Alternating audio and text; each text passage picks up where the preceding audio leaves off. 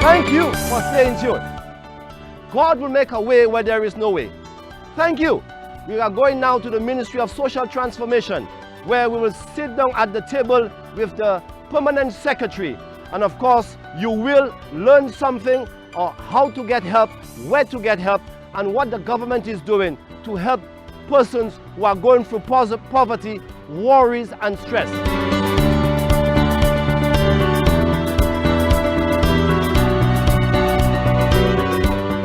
I was visiting the social landscape of St. Lucia, and guess what? I discovered a beautiful flower on the social landscape. And when I looked at it well, the petals read the following. SSDF, Boys Training Center. When I look at the flower well, I saw the Department of the Ministry of Social Transformation written on the petals of that flower.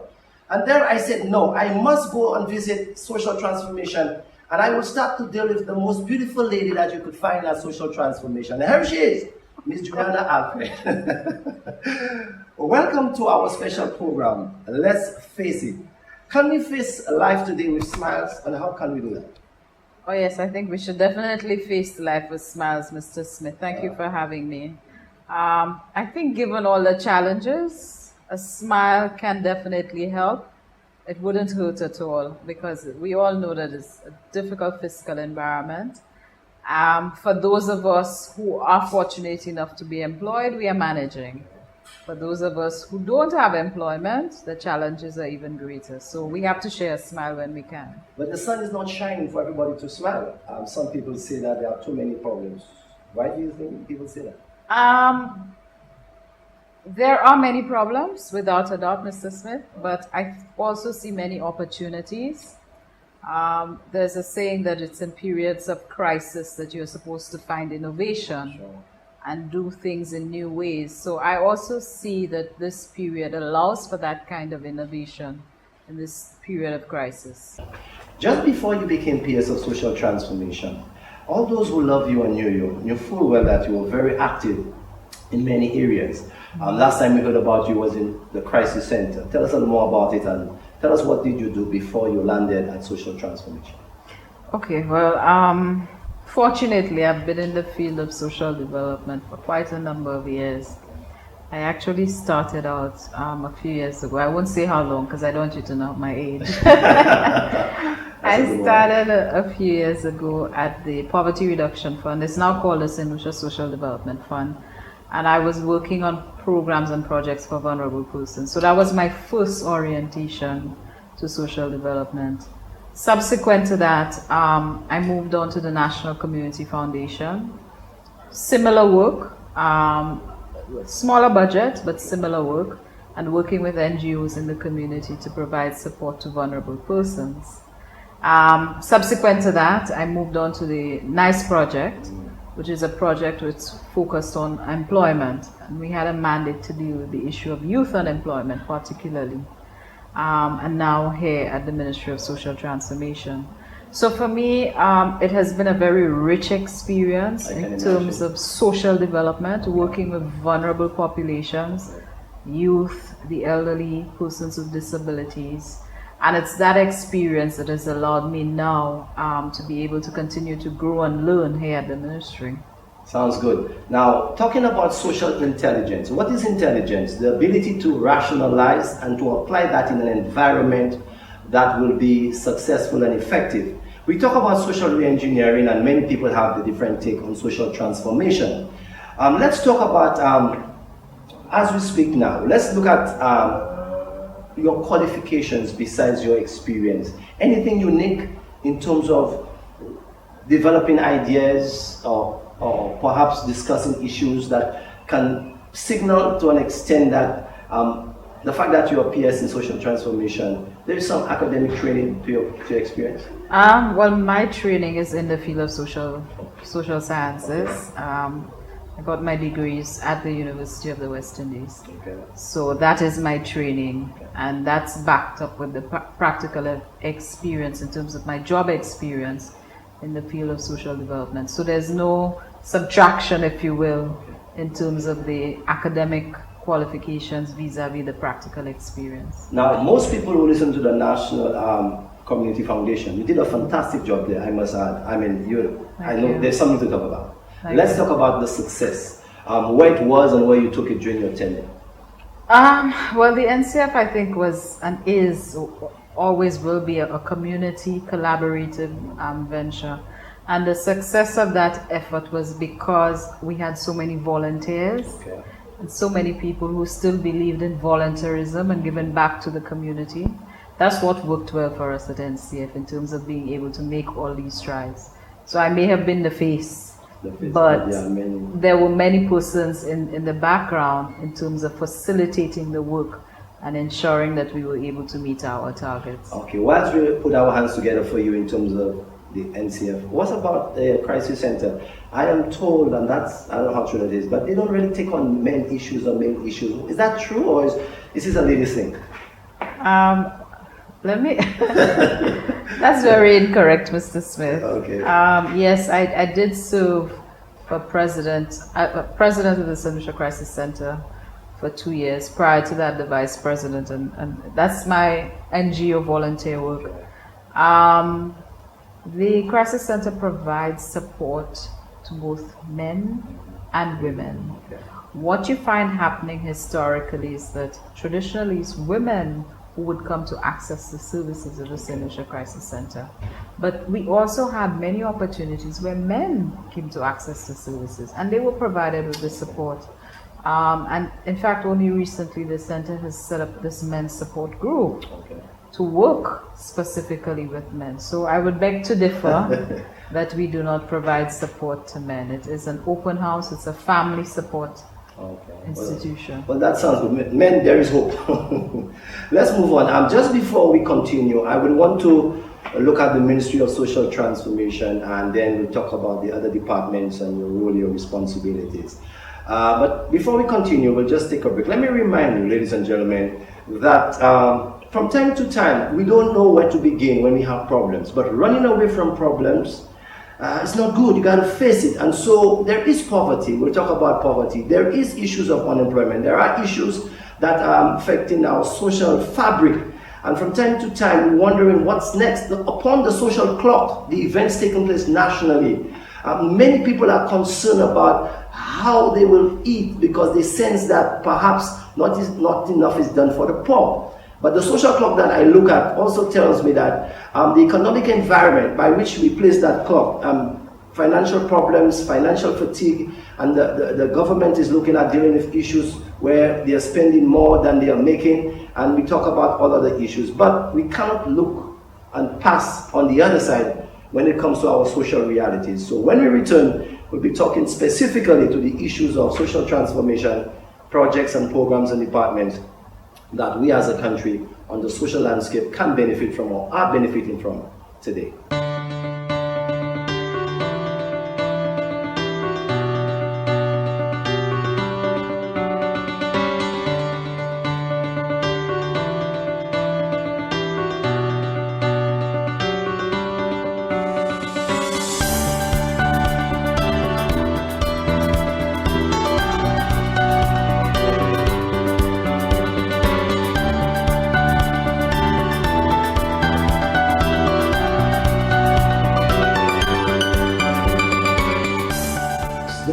Social transformation. Is it really transforming lives? I think with the community, yes we are. Yes we are, because there are a varied number of interventions that the ministry is undertaking, which is looking to deal with the issue of transformation in lives. So for example, in your preamble, you mentioned a number of these projects and programs, whether it be through the SSDF, through the number of community interventions that they do, providing access to services, that is transforming lives, whether it's through the community after school program that we at the ministry are implementing, that's working with vulnerable young people, that also we believe is transforming lives, whether it be through interventions at the Boys Training Center. All of these programs have as a major objective the issue of transforming lives. Let's talk about those departments in a specific way. You make it sound with your beautiful smile that all is all right. Huh? All is okay with the social development fund. Do you have any challenges?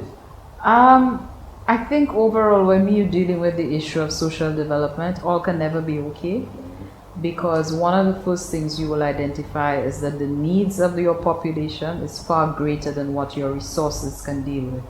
So, for example, you have a lot more persons that require social services that we cannot provide due to budgetary constraints. So it will never always be well with that sector, but we do what we can with the limited that we have. For the ministry now, we are looking at a serious area of reform, trying to rationalize some of the programs that we have to ensure that we are targeting our services to the persons who most need it the most,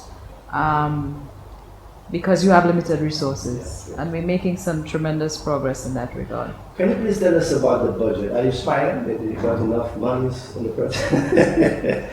No, I wasn't smiling, Mr. Smith. I wasn't smiling. As I indicated earlier, it's a period of innovation, and I think the Prime Minister has said that quite well. I think in periods of crisis, it's for us to look internally and see how we can manage with what we have. There's a lot more that we can do. We recognize the limitations as it is with the economy. But we will do what we have to, because at the end of the day, the vulnerable population still need the service. So we have to provide it. For a moment, let's look at the structures that's under your watch in terms of the councils, the town halls, and the other areas, capital projects that you engage in. Enlighten us, somebody may have a problem. What can they do if they live in a community? What building can they go to? Where can they get assistance? Because we do know that you have under your watch the town council villages and all the other departments. Tell us a little more about how do we access those services. Okay. Well, as it stands now, conceptually, councils are supposed to be, if you want to call it, mini governance at your community level. And so the thinking with the government eventually is that your councils are going to ensure that there's greater efficiency in service delivery, and will take some of the pressure from central government. We do have quite a number of councils, at least 15 councils functioning now. Okay, sounds good. The challenge is that, again, because we are in a financially difficult position right now, we don't have the resources to make available to these councils in terms of being able to do some of the community initiatives that they would like to do. Nevertheless, the councils do find innovative ways, whether they work together with private sector or the donors, to do things in their communities, and they have that kind of mandate. In terms of people being able to access services, the councils are available to offer guidance and support. Currently now, the public facilities, all of them fall within the jurisdiction, if you want to call it, of the Ministry of Social Transformation. So we provide overall direction and support in that regard. But the councils are basically the other support services in the community. But we must not forget the role of the social transformation officers, because they too have a particular role to play in terms of transforming those societies and the communities that they work in. So it's a collaborative effort. Tell us a little more about welfare services. Do you take care of the elderly? If you do, in what way? Okay. We do have a public assistance program going on right now in the ministry. It is a cash transfer program to persons that are poor and indigent, and they get it on a monthly basis. The persons have to be assessed, obviously, to determine if they qualify. And there's a review process that basically goes up to clean up the list and see what is your status after a period of time. We do have a lot of elderly persons accessing that service, quite a number of elderly persons.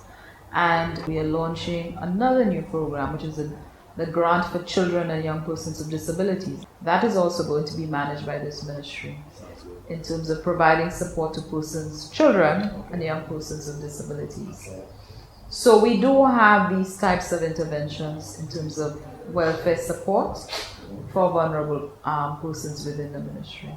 All right, ladies and gentlemen, too often we don't know where to turn, but so far I can tell you that if we have any social problem, Maybe we could take a chance not to come and knock on her door, but there are enough staff that are competent to take care of the issues. And of course, it's very important that we as solutions take a page from what she's saying. She's saying that if you have to face our social problems, we have to do something. But you're wondering, what can you do? What can the average person out there listening to you can do that you cannot do in order to reconstruct our society or assist going forward? I would say get involved, participate in your community, continue to volunteer. Volunteerism is under serious threat these days, and I think that we need to go back to some of those basics.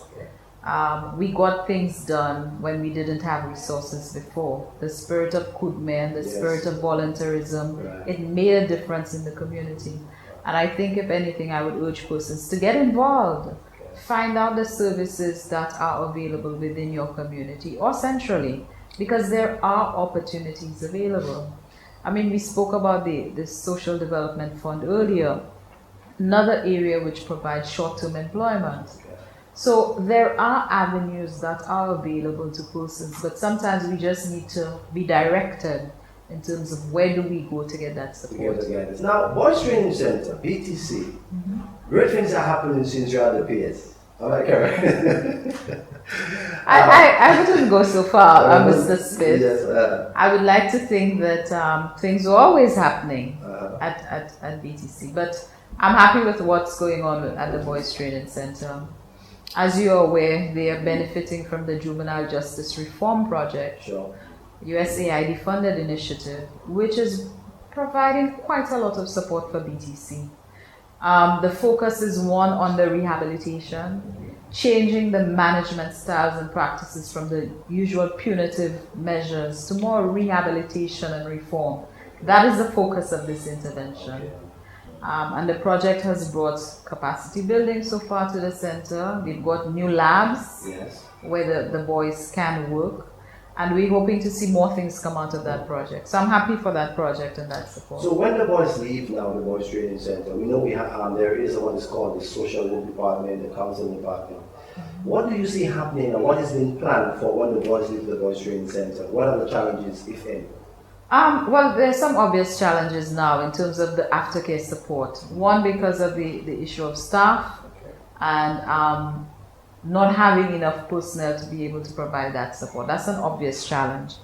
It is something that, as part of the project, but even futuristically, we are working towards in terms of how do you continue to provide that rehabilitation, not just while the boys are within the facility, but outside. And we recognize that it means that we have to provide the additional staffing support, not just staffing support, but the right staff. In terms of being able to enhance the capacity of persons to deal with working with juveniles. Because as you rightly understand, Mr. Smith, juveniles are a special group of young people who are at risk. And the way that you deal with your juveniles who are, for example, in conflict with the law or who require care and protection are not the same methods that you would deal with ordinary young people. That's right. And so we need to ensure that the persons who are working with juveniles also understand that and have that sensitivity too. Another big initiative for the government, it has been on the cards for a while, is the issue of the establishment of a new juvenile facility, residential facility. The government is now working with the CDB actively in terms of that process and the funding of that process. So we are hoping that once that process is finalized, that too will bring some Yes, I'm very confident. Yes, Mr. But any headaches with the staff?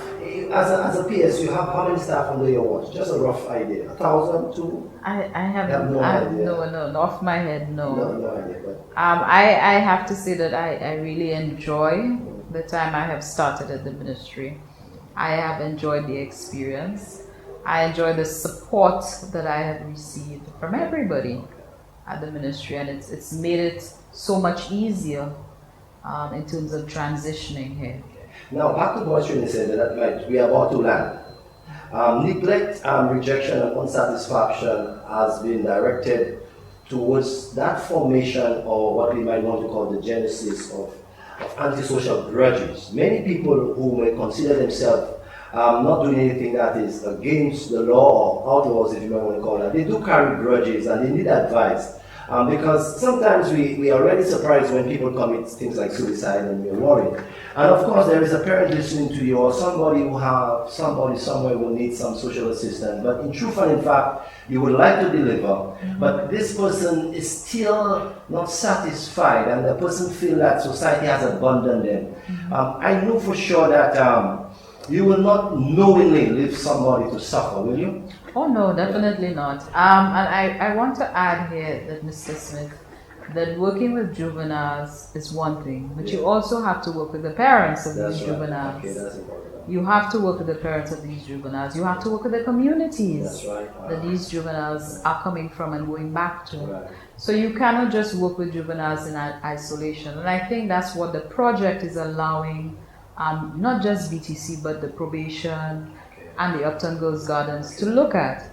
How do you work with the parents? So one of the aspects is developing a parenting model and a parenting program, because you have to work with the parent. Yes, that child goes back to the parent. Definitely, yes. And you have to work with the community. So it's a holistic approach that we are happy at. The other thing I want to mention is that as part of this whole juvenile reform process, the legislation is going to be reviewed. You would understand that much of the legislation that we have is pretty archaic, not relevant to the society that we're living in, not relevant to the issues that we have to deal with. And so one of the major things that we're going to do is to look at the legislation and see how that legislation can be updated and made more relevant to the society that we have. Current issue. They don't encourage corporal punishment at the boys' training center. Many people are wondering, do they beat the boys at the boys' training center? That's not allowed. That is not allowed. Yeah. It is absolutely not allowed. And it's something that I keep saying to everyone, that St. Lucia is a signatory to many international conventions on the rights of the child. And we have to be consistent in everything that we do in various government departments in terms of how our actions or inactions can affect the government and the state. And so, just to answer your question, no, it is not encouraged, it is not endorsed, it is not accepted. Okay, we're about to say bye for now. But certainly, what gives you settled confidence, knowing that you have just taken up the mantle as PS? Where would you want the country to go, and what support you expect from those listening today? And then we will see you as soon as we can when you're good. Well, I think for me, it's the issues that you've raised in terms of the juvenile justice reform. That's a very big thing for me and the ministry. I think if we can make strides in that, it will be a good thing, not just for the wards that we are working with, but also for the country as a whole. So that is a very big priority for the ministry. Just as importantly for the ministry is the issue of the whole social protection reform process. Government has asked that we look at what we're doing and become more efficient in what we're doing. So as part of that, we're looking at our social programs, we're refining our targeting tools, we're ensuring that we have a central registry of all the persons who are benefiting from these programs. Basically, we just have to justify that the investment government is giving us to these programs is well worth it. And so that's a very big project as well for the ministry. And I am eager to see the output as it relates to that effort. For me, in closing, I think as you pointed out earlier, we need to encourage persons to go back to basics, go back to the basics, go back to your families, go back to your communities, go back to building those bridges and those partnerships. It doesn't always have to be that you use conflict and tension to resolve issues. We used to find other means, more peaceful means of being able to resolve issues. And so we need to go back to some of these basics, go back to the community and family to deal with some of the social ills that we recognize in the community. Thank you so much, P.S., for your quality time. Thank you so much for your insightful presentation. Thank you. Ladies and gentlemen, when you don't know where to turn, you don't know what to do, there's always hope. I really believe that if you put a smile on your face, a twinkle in your eyes, and a spring on your heel, and go on shouting, God is good, and I'm proud to be a St. Lucian. I'm happy to have persons that I can talk to, and I'm quite sure that we have many services that are available to you. So don't give up, don't take your life, don't get stressed out, don't quarrel, don't curse. There is somebody, there is a neighbor, there is a institution, there is a church, there is a group that you could turn to for some help. So until next time, remember, this is Keith W. Smith on behalf of Back on Track telling you, let's face it, don't run away, face that problem. There's always victory at the end, there's always a possibility. Behind every dark cloud, there is a silver light.